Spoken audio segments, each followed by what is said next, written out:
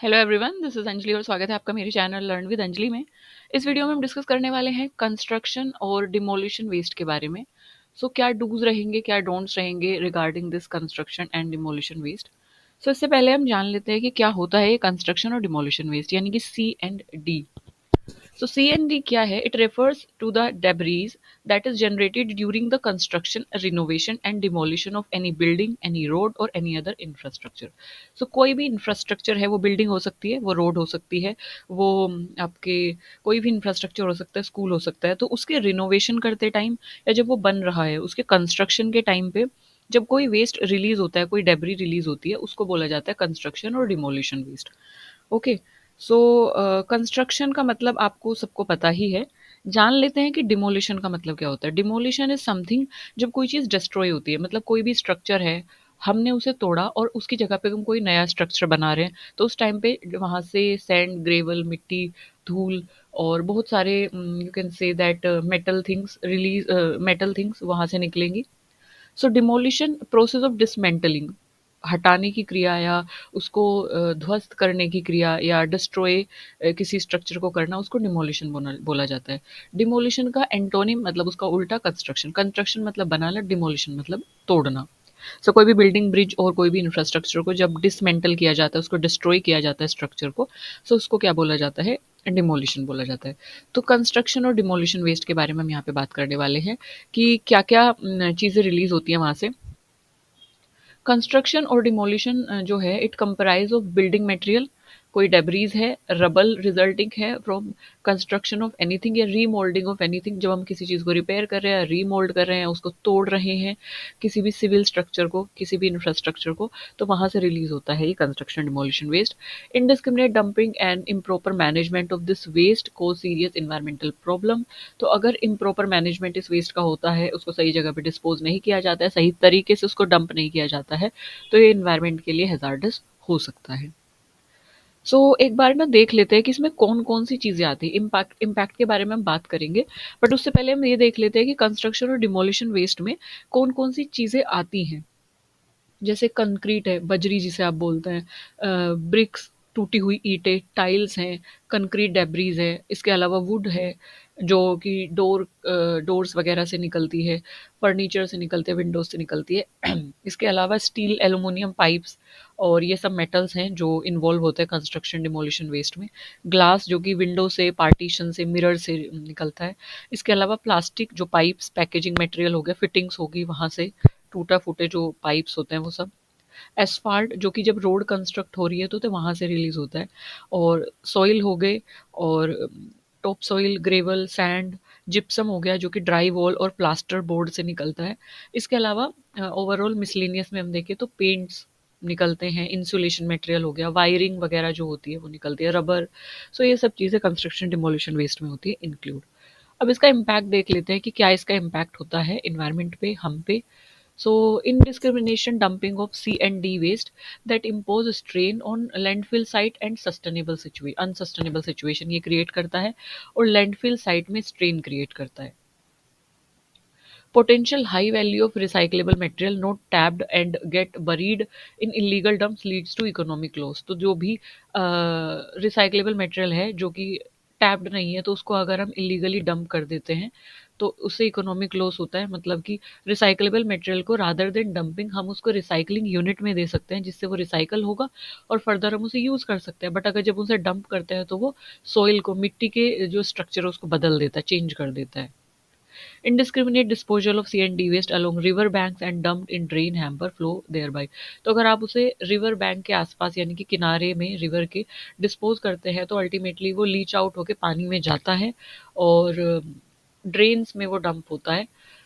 और in case of dumping on river beds, the water flow carries soluble material to the lower stretch, pollute entire water bodies। तो जो भी उसमें soluble material होगा वो completely उसमें घुल जाएगा और river water bodies में वो आ जाएगा। The key pollutant that impact environment are dust and noise beside other issues। तो जो की pollutants होते हैं वो डस्ट हैं और ये सब चीज़ें जो हैं जो इन्वायरमेंट को करती है पोल्यूट। इसमें हम देखें कि जैसे कि improper disposal soil, air, water pollution create करता है। नॉन रिसाइकल्ड मटेरियल जो है वो रिसोर्सेज की डिमांड को बढ़ा देते हैं, क्योंकि जो नॉन रिसाइकलेबल मटेरियल है उनको जब आप डंप करते हो तो ऑब्वियसली डिमांड इंक्रीज होगी उन चीज़ों की। और सो अब अगर हम डूज एंड डोंट्स की बात करें, so what are the dos and don'ts we should follow. So what are the dos we should follow to protect our environment from this construction and demolition waste. So इसमें सबसे पहले do है कि adhere to dust mitigation measures in case of any construction and demolition. So dust mitigation measures हमें follow करने चाहिए, क्योंकि वहाँ से सबसे ज़्यादा डस्ट रिलीज होती है, सबसे ज़्यादा you can say concrete release होती है। तो उन सब चीज़ों का हमें ध्यान रखना है, क्योंकि वो अल्टीमेटली हवा में जाएंगे और हवा में पर्टिकुलेट मैटर के जो क्वांटिटी है उसको बढ़ा देंगी। आपने देखा होगा जब कहीं पे कंस्ट्रक्शन हो रहा होता है तो वहाँ की जो हवा होती है, वहाँ की जो एयर होती है, वहाँ का जो एनवायरनमेंट होता है, एयर एनवायरनमेंट स्पेशली एटमॉस्फेयर, वो बहुत ज़्यादा पोल्यूट हो रहा होता है। तो हमें आसपास कुछ भी दिखाई नहीं देता है, क्योंकि पर्टिकुलेट मैटर इतने ज़्यादा अमाउंट में वहाँ पे होते हैं। Road to construction site must be paved. So जो भी कंस्ट्रक्शन साइट है, जैसे कि अगर कहीं पे रोड कंस्ट्रक्ट हो रही है या कहीं पे घर बन रहा है, सो वहाँ की जो कंस्ट्रक्शन साइट है उसको थोड़ा हमें क्या ध्यान रखना है, क्योंकि बहुत ज़्यादा गैसेस और पर्टिकुलेट मैटर दोनों रिलीज होते हैं। सो उसको हमें पेव्ड करना है, पेव्ड इज समथिंग कवर्ड करना है। So that should be covered with hard material, जैसे कि एसफाल्ट, कंक्रीट, स्टोन, ब्रिक। इन सब चीज़ों से हमें उसे क्या करना है, मतलब हमें उसे कवर करके रखना है बेसिकली। सो तो जिस तरीके से ये यहाँ पे देखा जा रहा है कि कवर हो रखी है, तो जो भी वहाँ पे एमिशन है या जो भी वहाँ से पर्टिकुलर मैटर रिलीज हो रहे हैं वो उसी एरिया के अंदर रहेंगे, वो आसपास नहीं जाएंगे। सो दैट इज,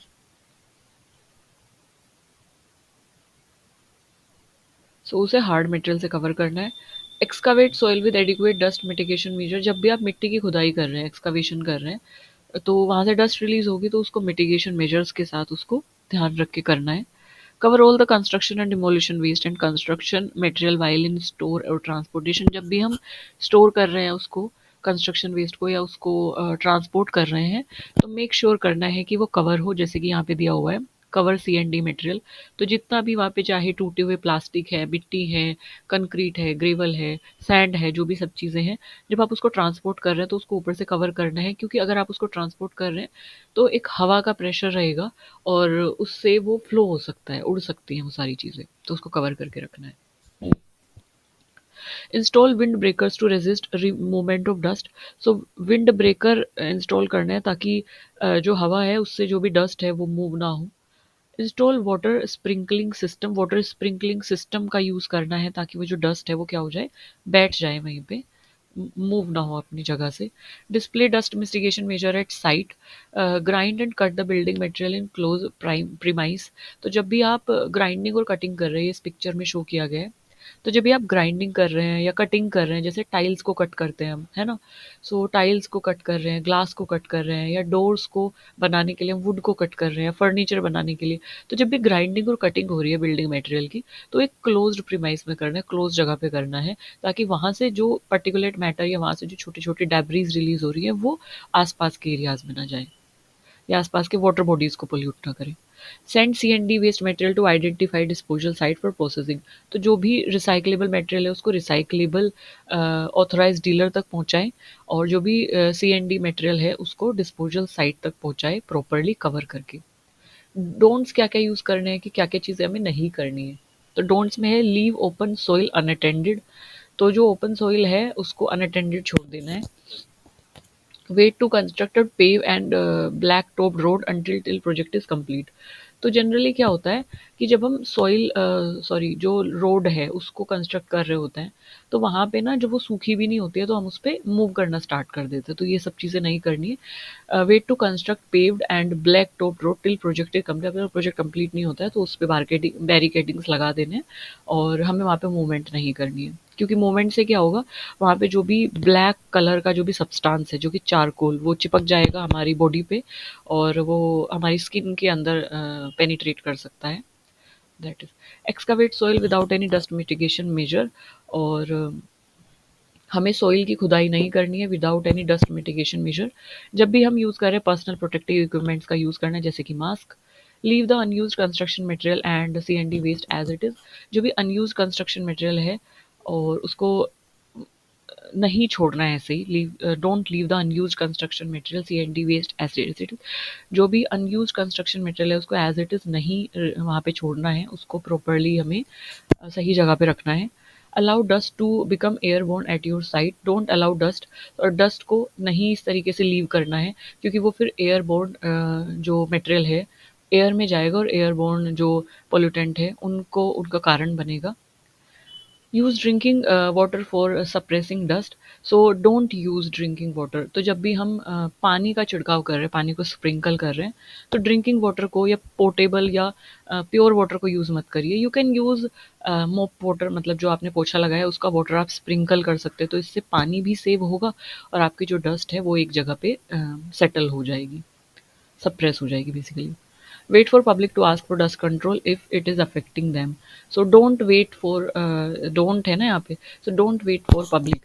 तो लोगों का वेट मत करिए कि वो बोलेंगे कि आपका जो कंस्ट्रक्शन साइट है यहाँ की डस्ट से हमें प्रॉब्लम हो रही है। उससे पहले ही आपको क्या करना है, उसको मिटिगेशन मेजर्स लेके कंट्रोल कर देना है। Don't grind and cut in open space leading to dust accumulation and noise. Open space में आपको ग्राइंडिंग और कटिंग नहीं करनी है, क्योंकि जब आप ग्राइंडिंग और कटिंग ओपन स्पेस में करते हैं तो इससे डस्ट भी एक्यूमुलेट होती है, साथ ही साथ ग्राइंडिंग और कटिंग से नॉइज भी लोगों को बॉदर कर सकती है।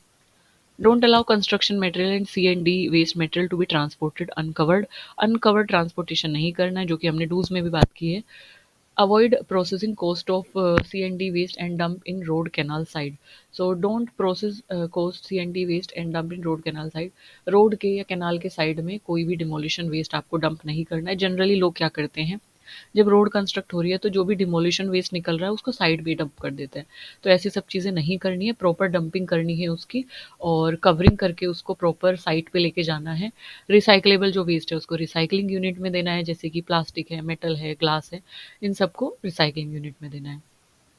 So these are the don'ts and do's regarding construction and demolition waste.